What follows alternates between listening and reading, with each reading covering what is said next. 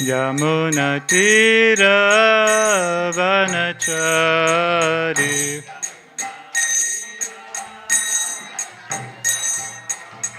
Yamuna Tira Vanachari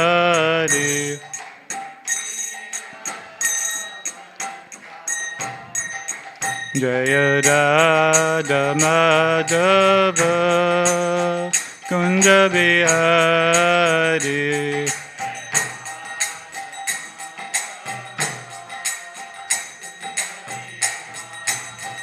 Jaya Radha Madhava Kunja Bihari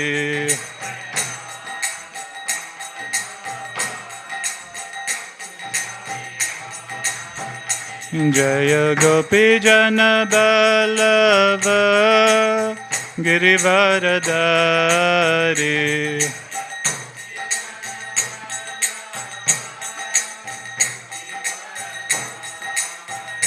Jaya Gopi Jana Ballava Girivaradari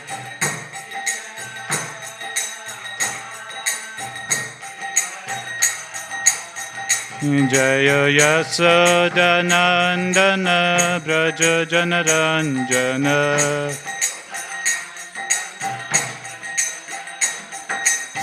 Yasodanandana Braja Janaranjana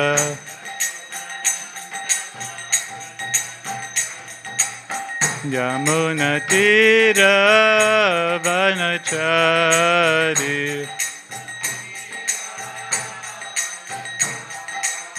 Yamuna Tira Vanachari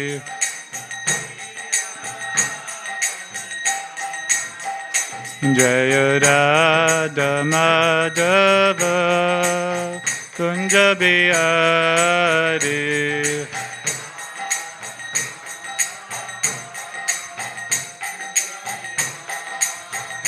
Jaya Radha Madhava Kunja Bihari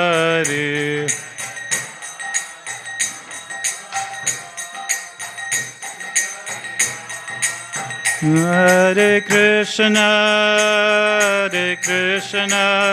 Krishna Krishna Hare Hare Hare Rama Rama Rama Hare Hare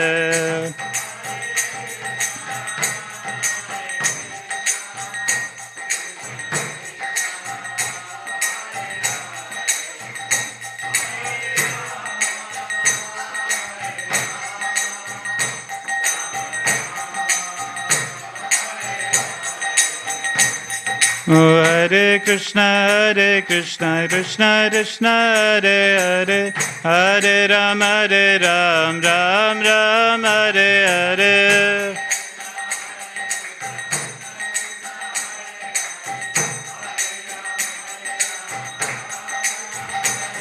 Oh Hare Krishna Krishna Krishna Hare Hare Hare Ram Ram Ram Hare Hare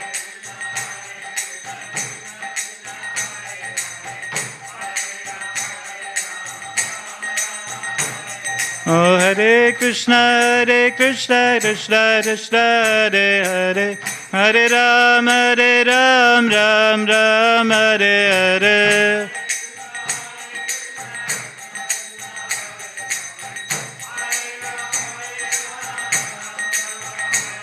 Oh Hare Krishna Krishna Krishna Hare Hare Hare Ram Ram Ram Hare Hare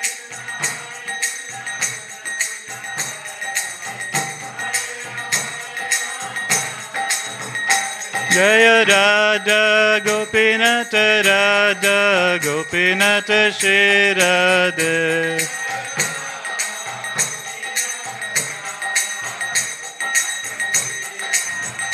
Jaya Jagannatha Jaya Baladeva Jaya Subhadramaya.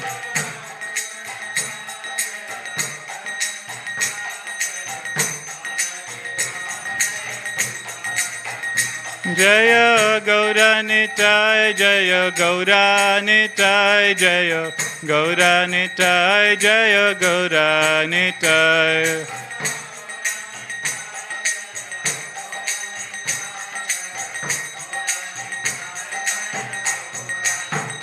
Jaya Jaya Prabhupada, Prabhupada, Prabhupada, Jaya Jaya Prabhupada.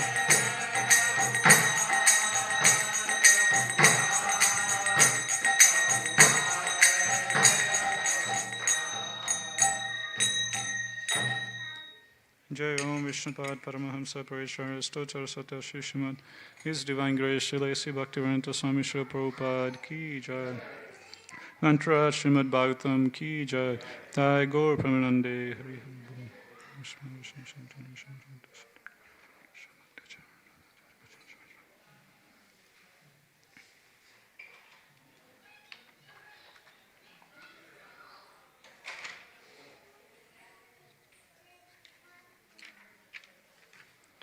Hare Krishna.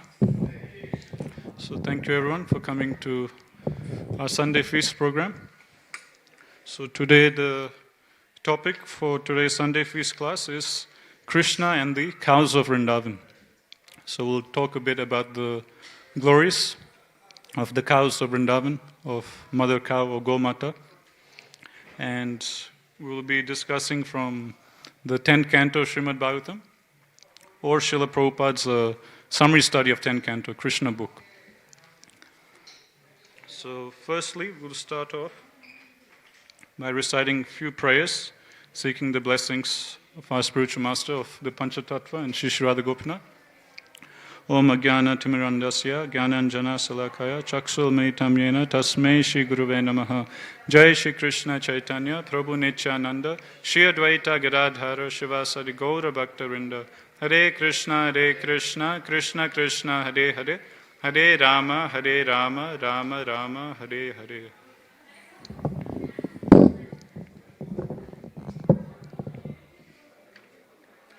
So in regard to Mother Cow, or the cows of Vrindavan, and how they're so dear to Krishna, Srila Prabhupada, he explains in his books and his lectures, and that Prabhupada explains how we're currently in the material universe, and in the material universe there's 14 different planetary systems, and we're currently in the middle planetary system. And below us there are 7 lower planetary systems, and above us there's another 6 higher planetary systems. And the topmost planetary system is Brahma Loka or Satya Loka, where Lord Brahmaji is residing. Then beyond that is Shiva Loka, where Lord Shiva is living. And there's Brahma Jyoti, and in Brahma Jyoti is all the Vaikuntha planets. So there are unlimited Vaikuntha planets, and in these Vaikuntha planets, Lord Vishnu is residing with all of his eternal associates.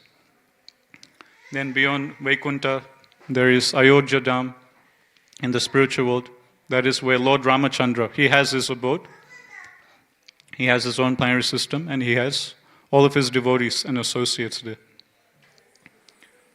Like this, if we keep going higher and higher up, we'll come to Dwarka Dham. That's where Krishna resides as a prince or as a king of Dwarka. But right at the top of the spiritual world is the highest planetary system in the spiritual world, which is Goloka Vrindavan. And that is where Swayam Krishna himself, Shamsundar Krishna, he resides. So that is the topmost planetary system in the spiritual world.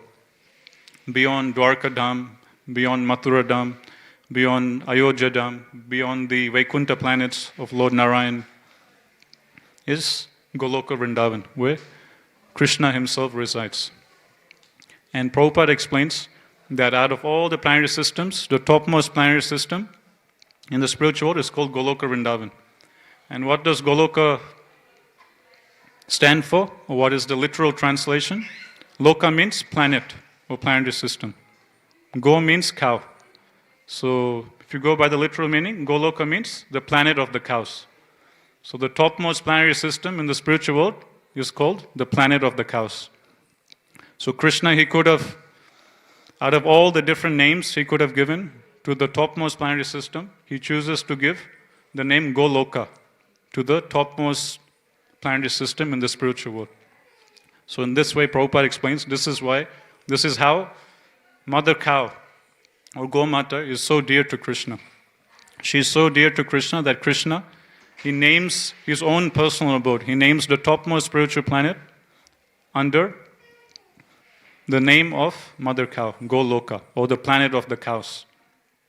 So that's the first half, Goloka, Vrindavan. What does Vrindavan stand for? Vana means forest. And Vrinda refers to Srimati Tulsi Devi. So Vrindavana means the forest which is full of Mother Tulsi.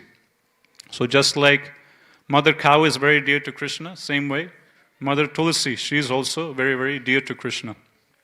Krishna, he doesn't accept any offering unless we put a Tulsi leaf with love and devotion on the bhoga. So just like Mother Cow is very dear, similarly, Mother Tulsi, she is also very dear to Krishna.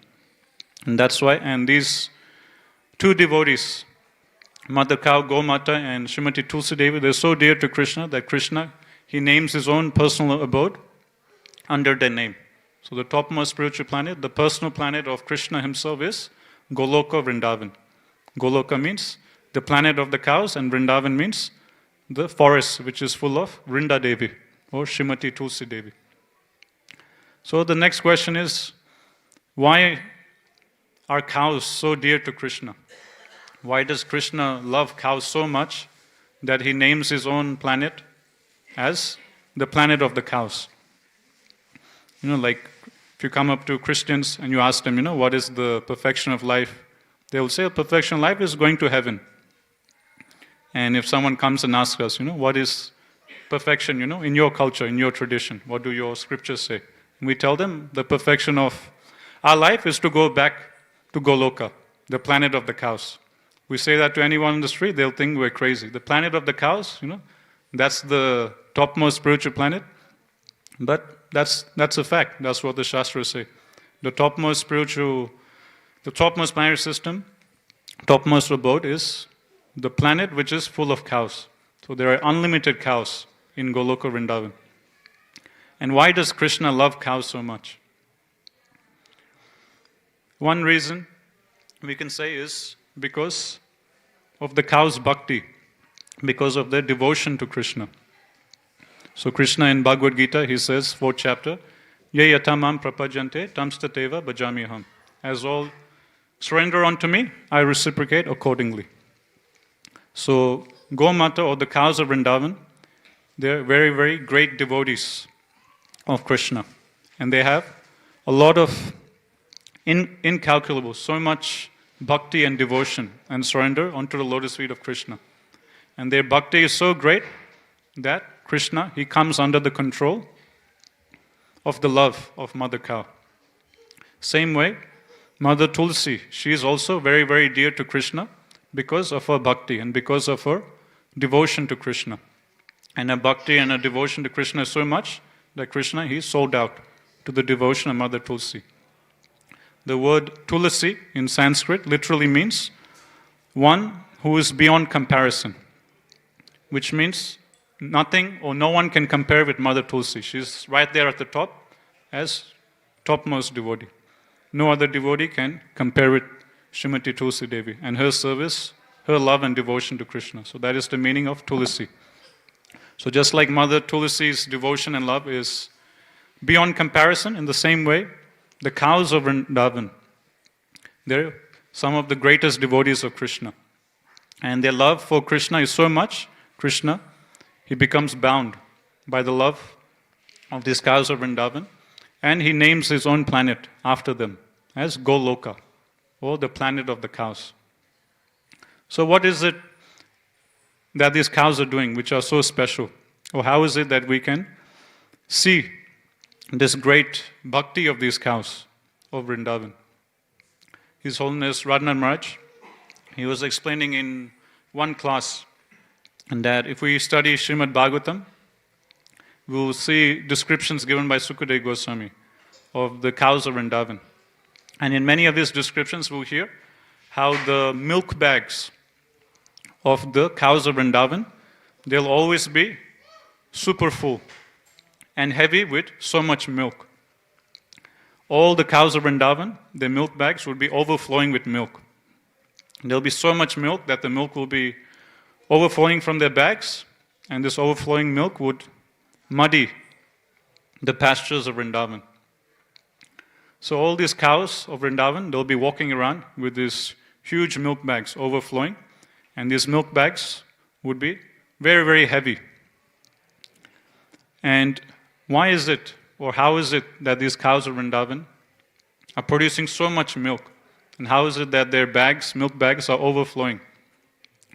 Radha Maharaj explains these cows of Vrindavan, their whole mood, their whole being, their whole consciousness is how to serve Krishna and how to serve Krishna's devotees.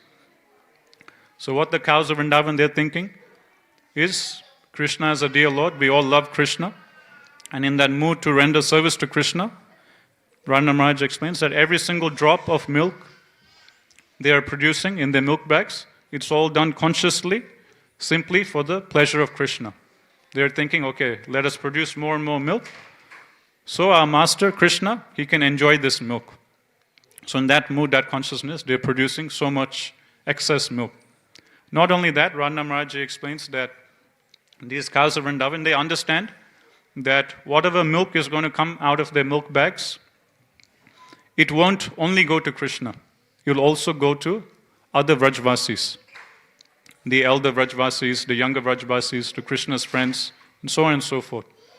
So not only do these cows of Vrindavan, not only are they producing this milk to serve Krishna himself, but they're producing all this milk to serve all of Krishna's friends, like Sudam, Madhumangal, and Sridam. And they're also producing all this milk to serve the elder Gopas, Krishna's father Nanda Maharaj, the elderly gopis like Mother Yasoda, her friends. And in this way, these cows, their mood is not only to serve Krishna himself, but the mood is to serve all the devotees of Krishna, the friends of Krishna, the parents of Krishna, the cousins of Krishna, so on and so forth. So their mood is that of servant of the servant. Not only do they want to render direct service to Krishna himself by producing milk for Krishna, but they also want to give milk to all the devotees of Vrindavan. All the residents of Vrindavan, they're all pure devotees of Krishna. And the cow's mood is, let us produce as much milk as possible so we can feed Krishna and we can feed all of Krishna's devotees.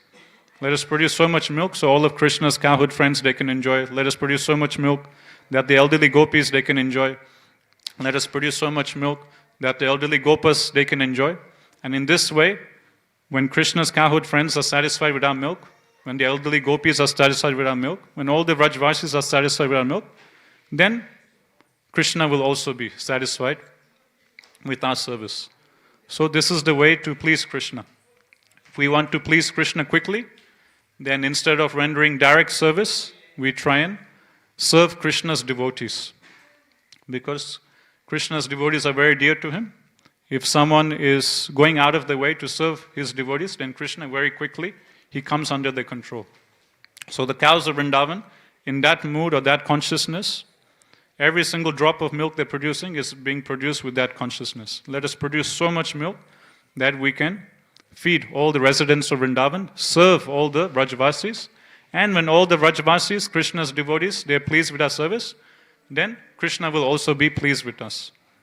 So the whole being, the whole consciousness, the whole life and soul of the cows of Vrindavan is simply to render service, not only to Krishna, but to Krishna's devotees. So when Krishna, he's seeing Krishna is Antaryami, he's seated in the hearts of everyone. So Krishna understands, this is the mood of these cows. So naturally, Krishna becomes sold out by this unalloyed devotional service of the cows of Vrindavan. Now, One other thing Radha Maharaj explains is these cows of Vrindavan, okay, they're producing so much excess milk to serve the Vrajvasis, and the milk bags naturally have become very, very heavy, and very, very big and heavy. And because the milk bags of these cows are so big and heavy, it's very difficult for the cows of Vrindavan to walk. And it's also very difficult for them to run and move about. And when they lie down on the ground, take a break, it's also uncomfortable. They can't, comfortably lie down or relax on the ground because they have such huge, heavy milk bags. So it's difficult for them to walk around, move around, difficult for them to sit. But although externally, physically, it seems that they're undergoing physical difficulty by carrying these heavy milk bags, internally, these cows of Vrindavan, they're experiencing the topmost joy, the topmost spiritual ecstasy and bliss. And Rana Maharaj explains that this is the consciousness of the spiritual world. In the spiritual world, all the devotees of Krishna, they're all completely pure. They don't consider, even for a single moment, their own pleasure, their own sense pleasure. Their whole being, their whole existence is simply how to give more pleasure to Krishna. Although in the course of giving more pleasure to Krishna, they might undergo difficulties, challenges, they don't mind. Rather, they see these difficulties as an opportunity to serve Krishna. So although externally it seems that these cows of Vrindavan are undergoing difficulty, they're carrying these huge milk bags, they can't walk properly, they can't run, they can't move about, they can't even sit down peacefully because there's this huge milk bag. But they don't feel any difficulty. They're just completely in ecstasy, in trance, in spiritual bliss, thinking we're going to serve Krishna, we're going to serve Krishna's devotees, Krishna will be pleased, all the Vrajvasis will be pleased. Thinking like this, they're in complete ecstasy. And Srila Bhaktivinoda Thakur, one of our previous acharyas, who we can see on the altar, he once said, sharing his realization, once Srila Bhaktivinoda Thakur, he quoted, that whatever difficulties, whatever obstacles that comes in my path when I'm performing devotional service, I see those obstacles, I see those impediments as my greatest ecstasy. Why? Because by going past these obstacles, by undergoing these difficulties in Krishna's service, I get an opportunity to please Krishna. When Krishna is seeing me undergoing this difficulty, when Krishna is seeing me undergoing that difficulty, when Krishna is seeing me undergoing that challenge, this obstacle, then Krishna, he is getting some pleasure by seeing, how much this devotee loves me. For my sake, for my service, he's undergoing this difficulty, that difficulty, that difficulty. Then Krishna, he'll become very pleased with me. He'll become very satisfied with my service. He'll understand that my service is pure. That despite all impediments and difficulties, I'm still doing this for his pleasure. So in this way, Srila Bhaktivinoda Thakur, he says that whatever obstacles comes in my way while I'm doing devotional service, I see that as my greatest ecstasy. So a practical example of that is the cows of Vrindavan. They're undergoing difficulty by carrying these huge heavy milk bags and moving around Vrindavan in great difficulty. But they're ready to undergo this difficulty for Krishna's service. Their whole mood is, how can we please Krishna more? How can we please Krishna's devotees? Never mind this little austerity, this is insignificant. They're just simply grateful for the opportunity to serve Krishna and his devotees. So we need to try and imbibe that same selfless mood of service when we perform devotional service for Shri Shri Radha Gopinath. So any service we do, there'll always be some difficulty, some challenge, no matter whatever service it is. It could be cleaning, cooking, preaching, distributing books, managing. No matter whatever service comes our way, there'll always be some challenge, some difficulty. And instead of seeing that challenge and difficulty in a negative way, we should see in a positive way. That this difficulty, this obstacle I'm going through, this is an opportunity for me to please Krishna. This is an opportunity for me to show Krishna how much I love him. And we should see that as a stepping stone to come closer and closer to Krishna's lotus feet. So every obstacle is like another step up, coming closer and closer to Krishna. So in this mood, the cows of Vrindavan, they serve Krishna and they produce so much milk.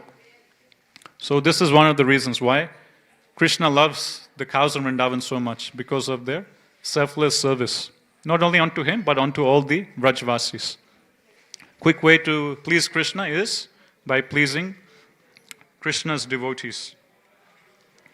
Another thing Prabhupada says of how Krishna loves cows so much. Firstly, we mentioned that Krishna, he loves cows so much that he names his very own topmost planet after the cows, Goloka, the planet of the cows. Another example Prabhupada gives is in deity worship, we have Abhishek. We do the Abhishek ceremony. So in festivals, we'll have a public bathing ceremony of our Shri Shri Radha Gopinath. And in deity worship, it is said, we're supposed to use different ingredients to bathe the divine couple. One of these things we're supposed to use to bathe the deities is called Pancha Amrita. So Pancha Amrita is made out of 5 different nectarian ingredients. One is honey, second sugar, and then there is milk, yogurt and ghee. So if you mix all of these together, this is called Pancha Amrita. So during an Abhishek ceremony of the deities, a bathing ceremony of the deities will be bathed with these 5 ingredients called Pancha Amrita. So next time we have Abhishek, you can notice the pujaris, they will be pouring yogurt, they will be pouring water mixed with sugar, they will be pouring honey, they will be pouring ghee, so on and so forth. There is another item which the deities are bathed in, and this is called Panchagavya. So Panchagavya is 5 nectarian ingredients which come from mother cow directly. So what are these 5 ingredients? One is obviously ghee. Ghee comes from cow. Second one is milk. Then yogurt. Okay, so these are the 3 obvious ones. Ghee, milk, yogurt. But there's still 2 more items which come under Panchagavya. The 4th one is cow dung. And the 5th one is cow urine. So Krishna, he loves cows so much. Mother cow is so pure that Krishna, he bathes himself in the dung of mother cow. Not only in the dung of mother cow, Krishna also takes Abhishek with the urine of mother cow. This is how sacred mother cow is. This is how much dear mother cow is to Krishna. Ordinarily speaking, if we touch the stool of any animal, any living being, we become muchi. We become unclean, we become contaminated, and we're supposed to go and take bath. But with mother cow, it's the opposite. If we touch cow dung, then we become purified. If a certain place has become contaminated or unclean, if we put cow dung in that place automatically becomes purified. That place automatically becomes suchi. So this is the power of mother cow. This is how much Krishna, he loves cow. That he personally bathes himself with the urine of mother cow. He personally smears cow dung on himself. Like we'll see in the start of 10th canto Bhagavatam, after Krishna, he kills Putana. So Putana, she was a huge demon. It's given in Bhagavatam, she was 12 miles long. That's how big Putana was. She was 12 miles high. So when she falls down, then Krishna, he's just crawling and playing on Putana's chest. Then all the elderly gopis, they come running in anxiety for Krishna's safety. Then the gopis, they perform different Vedic rituals for the protection of baby Krishna. And some of these rituals they performed was all to do with cows. They were chanting different mantras of Vishnu, and along with chanting different mantras of Vishnu, they were smearing baby Krishna's body with cow dung. And they bathed baby Krishna with cow urine. Not only that, third thing they did was the dust from the feet of cows, the dust from the hooves of the cows, they used that dust to smear Krishna's body. So these 3 things they did to invoke auspiciousness, to invoke safety for Krishna. One is they smeared cow dung on Krishna's body, cow urine on Krishna's body. And thirdly, the dust from the lotus feet of the cows, they smeared on Krishna's body. So this is how sacred mother cow is. That Swayam Krishna himself, he is the Supreme Personal Godhead, he himself bathes himself with cow urine, he himself bathes himself with cow dung. So this is another way Prabhupada explains the power of mother cow, the importance, the sacredness of mother cow. Now, some time ago, we were just celebrating Kartik last month, the most holy month of the year. And in Kartik, we have many festivals, like there's Diwali, Govardhan Puja. And one of the festivals we celebrated towards the end of Kartik is called Gopastami. So what is the significance of Gopastami? Gopastami is the day when Krishna, he gets permission to herd the cows. So just like, in Australia, we have to reach a certain age before we can drive. Right? We have to be, I think is it 16 or 18 years old before one can get license? 16. So here in Australia, only after you reach the age of 16 can you start driving. Apply for a license and start driving. So that is the rule made by Australian government.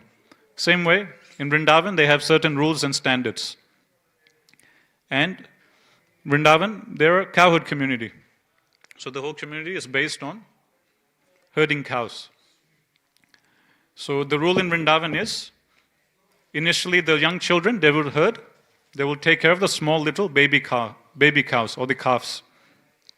And only after they become 6 years old can they take charge of the cows or the bigger cows. So that is the standard, or that's the rule in Vrindavan. So from the age of 0 to 5, that is called as Komara. And then from the age of 6 to 10, that is called Poganda. So only when a young cowherd boy, only when he enters into the age or into the bracket of Poganda, only when he becomes 6 years old, only then can he be given permission to take care of the cows. Until then, he can't get the license to herd the cows. So Gopastami is the day when Krishna, he gets permission to herd the cows. I was hearing this lecture by His Grace Lal Govind Prabhu about Gopastami, and some of the nice things I heard from his class, I'm going to share. So Lal Govind Prabhu is mentioning that technically speaking, so Krishna, he should have gotten permission to herd the cows when he becomes 6 years old, right? So then Gopastami technically should be on Janmastami, because that is Krishna's birthday, right? So on Janmastami is the day when Krishna would have turned from 5 to 6. So Gopastami should have technically been on the same day as Janmastami. But here we're saying Gopastami is on a complete different day. Gopastami comes 2 months or 2.5 months after Janmastami. So how is this so? Why is there this 2.5 months gap? Technically speaking, on Janmastami, when Krishna had his happy birthday, when Krishna became from 5 to 6 years old, he should have gotten permission to herd the cows. But why is there this gap? Why does Gopastami come only 2.5 months later, after Janmastami? So the Acharyas, they give few reasons for this. One of the reasons the Acharyas give for this is that Mother Yasoda and Nanda Maharaj, they loved Krishna and Balaram so much, and they were so worried for the safety of Krishna and Balaram that they weren't willing to let them go and herd the bigger cows. Just like parents, they'll be very protective of the children. The teenage son or daughter will become 16 years old, and he'll ask their parents, okay, now I've become 16, let me drive your car. Let me go out and learn how to drive. But the parents, out of love for the children, will say, no, you're still young, you're only 16, you're not mature enough. First you finish your HSC, first you graduate. When you go to university, then you can drive. For now, just concentrate on your studies.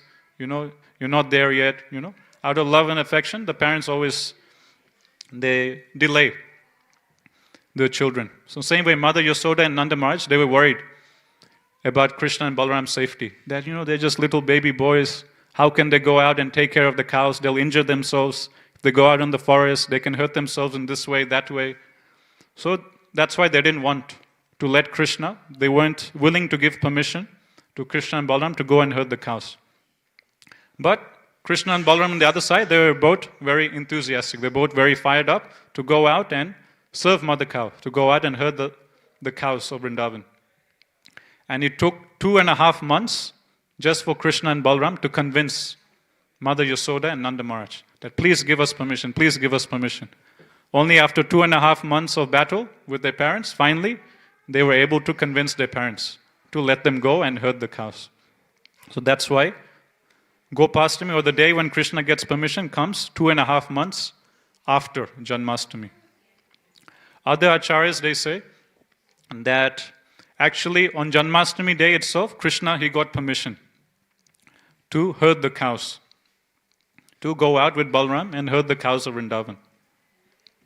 But Mother Yasoda, out of her deep love for Krishna, she was so affectionate and worried about Krishna's safety that she was instructing Krishna in so many different things. Okay, when you go out to the forest to herd the cows, make sure you take this, make sure you do that, don't do this, don't do that. Just like, mothers we surround us, before the children, they go to school, the mother will advise them, take enough water, take this, make sure you put sunscreen, make sure you take your hat, make sure you wear socks, make sure, your shoes are proper, make sure you take this, don't do that, catch the proper train, don't sit by yourself, sit with friends. The mother, out of affection for their children, will tell the children, so many different things. You should do this, you should do that, you should do that. Don't do this, don't do that, don't do that, don't do that. So Mother Yasoda, also out of love and concern for darling Krishna, she was also instructing Krishna in so many different things, of what Krishna should do in the forest while herding the cows and what Krishna shouldn't do. Should do like this, you don't do like that. Be careful of this, be careful of that, be careful of the monkeys, be careful of this. And so many different things she was instructing Krishna on, that these instructions of Mother Yasoda, it went for 2.5 months. That's how much Mother Yasoda loved Krishna. Her instructions to Krishna didn't just last for 10 minutes, half an hour, 1 hour, but it lasted for 2.5 months. For 2.5 months, Mother Yasoda, out of love for Krishna, was just advising Krishna in different things of what he should do and what he shouldn't do. After 2.5 months, then she let Krishna go, finally. So this is Mother Yasoda's uncomparable, deep love for Krishna. Other acharyas, they say that Krishna, he did get permission on Janmashtami day, but Mother Yasoda and Nanda Maharaj, after giving permission on Janmashtami day for Krishna and Balram to go herd the cows, they requested, or they told Krishna and Balram, okay, you can go herd the cows, but wear slippers, wear some shoes. Because out in the forest, there's so many rocks, twigs, thorns. And as you traverse the forest, you'll hurt yourself. Your soft lotus feet will get injured. So, okay, go out, herd the cows. You've become 6 years old. But wear some shoes. Wear some slippers. And what was Krishna and Balram's response? They refused. Why did they refuse to wear shoes and slippers? Krishna, he explained to Mother Yasoda and Nanda Maharaj that these cows of Vrindavan, they are our master and we are their servants. We are a cowherd community. Our whole wealth, our whole prosperity is based on Mother Cow. And our duty, our dharma is to serve Mother Cow. So we are servants of Mother Cow. She is our master and we are her servants. Now if the master isn't wearing shoes, how can the servant wear shoes? This is improper. So my master, the cows of Vrindavan, they're not wearing shoes. So how can I dare to wear shoes on my feet? I am the servant. If the master doesn't wear shoes, the servant also won't wear shoes. So like this, Krishna and Balram, they refuse to wear slippers, they refuse to wear shoes. And like this, there was battle going between Nanda Maharaj, Mother Yasoda, and Krishna and Balram. Nanda Maharaj and Mother Yasoda were again telling Krishna, you have to wear shoes, you have to wear shoes. How can we let you go out to the forest bare feet? You'll hurt yourself, you injure yourself. There's no way we're giving you permission. And Krishna from his side, he kept on arguing. No, there's no way I can wear shoes. If Mother Cow can't wear shoes, how can I wear shoes? So like this argument was going, and this argument between Mother Yasoda and Krishna went for 2.5 months. After 2.5 months, they came to an agreement. So later, Krishna, he put forward a proposition to Nanda Maharaj and Mother Yasoda. So initially he was denying, I won't wear shoes, I won't wear shoes. Then later on he said, okay, I'll wear shoes, but under one condition. I'll wear shoes if you make shoes for all the cows and you put these shoes on all the cows. And it's not that Mother Yasoda and Nanda Maharaj just had 2 cows, 3 cows, 4 cows, 5 cows. But Bhagavatam states that Nanda Maharaj and Mother Yasoda, they had 900,000 cows. So each cow has 4 legs. So 4 times 900,000 is how much? 3.6 million shoes. So that's how many shoes Mother Yasoda and Nanda Maharaj had to create to please Krishna. So this was Krishna's proposal. Okay, I'll wear shoes. All you have to do is just simply make 3.6 million shoes for all the cows. Put these shoes on the cows. Then, okay, then I will go. So like this, Krishna was arguing, playing around with Mother Yasoda and Nanda Maharaj. Now news of this talk between Krishna and Mother Yasoda, it reached the cowshed of Vrindavan. And the cows of Vrindavan, they heard about this. How our Master Krishna, he's refusing, he wants to come and herd us. He wants to come and take us to the forest, but he can't because Mother Yasoda and Nanda Maharaj, they aren't letting him go without wearing slippers. And Krishna is refusing to wear slippers because he loves us so much, because we're not wearing anything. Krishna is also refusing. So news of this reaches the cowshed of Vrindavan, and the cows of Vrindavan, they hear this. And they become very moved by how much their master Krishna loves them so much. And hearing about how much Krishna loves them, the cows, they become so moved. And at that time, all the cows of Vrindavan, they were in the cowsheds, and their necks, their bodies were tied by rope in the cowshed. But out of ecstasy, in their deep eagerness to reciprocate back with Krishna, they somehow or other broke the ropes in the cowsheds and they escaped from all the cowsheds. Then they went out running into the forest of Vrindavan. Then all the cows of Vrindavan, with their own feet, with their hoofs, they started smashing all the rocks of Vrindavan. All the big rocks, boulders, all the sharp areas, thorns and twigs, everything all over Vrindavan. All the cows of Vrindavan, they started going here and there in the forest, and with their own feet, they started smashing all the different rocks of Vrindavan. And they smashed it so much that everything started becoming very, very fine dust particles. So this is how the dust of Vrindavan was created. So it took the cows of Vrindavan 2.5 months to do this. So for 2.5 months, the cows of Vrindavan were roaming all around the forest of Vrindavan and smashing with their own feet all the different big rocks of Vrindavan. So then when Krishna finally gets permission and come, nothing sharp will hurt Krishna's soft lotus feet. So this is another instance where we see how much the cows of Vrindavan loved Krishna. So this is how, Lal Govind Prabhu mentions, this is how the dust of Vrindavan was created. So Prabhu was mentioning this point, how the mercy of the Supreme Lord in Mayapur Dham, we can get through Harinam Sankirtan. And the mercy of the Lord in Jagannath Puri, we can get through Lord Jagannath's Mahaprasad. And when it comes to Sri Vrindavan Dham, the mercy of Sri Vrindavan Dham, or the mercy of the Lord in Vrindavan Dham, is present in the dust of Vrindavan. And this dust of Vrindavan is given to us by Mother Cow. It is only because of Gomata this dust of Vrindavan was created. She personally went out with her own feet, smashed all the rocks and made dust of Vrindavan.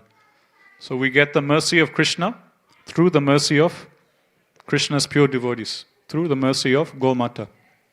So these are some small little glimpses of how Mother Cow, she has such deep, unalloyed, selfless devotion to Krishna. And these are some of the reasons why Krishna, he is completely sold out to Mother Cow.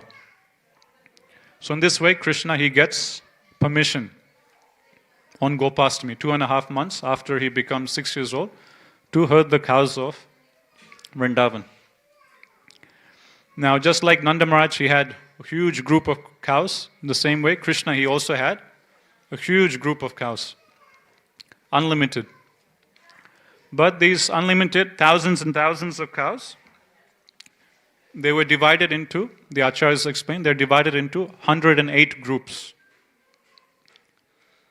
And during the day, Krishna would go out herding the cows in the forest, and the cows will go off into different sections of the forest to graze. Then when it's evening time, when it's time to come back to Vrindavan, Krishna has to call back all the cows. But there's so many cows, thousands and millions of cows. How to keep track of all of them? So that's why Krishna had 108 groups of cows. And each group of cows had a particular name. So what are these 108 groups of cows? It's mentioned Krishna's cows are of 4 different colors. One is black, yellow, red, and white. And in these 4 different colors, there's 25 different subdivisions. So there's 25 different groups of white cows, 25 different groups of black cows, 25 different groups of red cows, and 25 different groups of yellow cows. So that makes it 100 different groups of cows. But there's still 8 more groups of cows left. So these last 8 groups of cows, they have special bodily features. Some of them, they have different tilak markings on their foreheads. And some of these other groups of cows, they have a unique shaped face. For example, one group of cows is called Simha Mukha, which means these group of cows, their face will look like that of a lion. Then there's another group of cows Krishna has, it's called Mridanga Mukha, or Mridanga Mukhi, which means these groups of cows, their face will look like that of a Mridanga. It will be like that. So like this, Krishna has 108 different groups of cows. And each of these groups of cows, they'll have a particular name. So Krishna will shout out, "Oh, Mridanga Mukhi." Then all those groups of cows who have a Mridanga shape for her, they'll all come running to him. Then Krishna will shout, "Oh, Simha Mukhi." Then all those groups of cows who have a face like a lion, they'll all come running back. And just like on a japa mala, we have counting beats, like 16 counting beats, to keep track of how many rounds we're chanting. After chanting one round, we pull down one beat. Second round, we pull down second beat. So in the same way, Krishna has one big counting beat with 108 jewels. And he uses this counting beat with 108 jewels to keep track of all the 108 groups of cows. So after one group of cows comes, Krishna pulls down one counting beat. After a second group of cows comes by, Krishna pulls down the second one. Like this, after all 108 counting beats comes down, then Krishna understands, okay, all my 108 groups of cows have come back. Everyone is here, no one is missing. Now we can all go back to Vrindavan.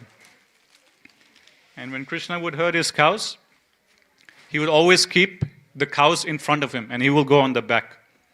Just like a king. The king will always walk forward, the soldiers, ministers will all go behind him.